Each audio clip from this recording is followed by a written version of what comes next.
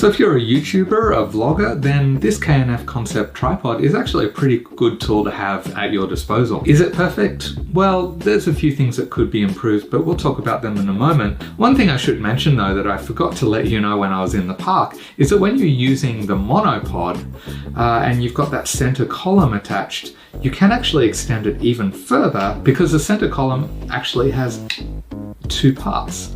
So you can actually extend it another 30 centimeters or so, another foot. That is that you can actually have your tripod about 7 feet in the air. And so if you're in a crowded area and you want to shoot above people's heads, this actually is perfect because you can put the camera on there, extend it to 7 feet, and then you can just pan above everybody's heads. If you're looking for something that's light, it's convenient, you can use it in so many different ways, it's just so versatile. I would actually recommend this tripod. Yeah, there's those two little issues that I hope that K&F Concept do work on in the future.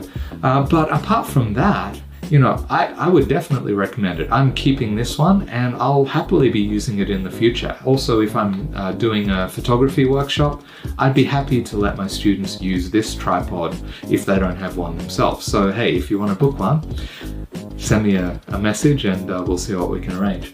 But anyway, overall, pretty good tripod. Not perfect, but for the price, it is a really solid contender for, I guess, most versatile tripod for vloggers. There you have it. If you're not subscribing to the channel, you want to see more content about photography and about Brisbane specifically, then be sure to subscribe. Give this video a thumbs up if you got anything out of it, and I'll see you in the next video.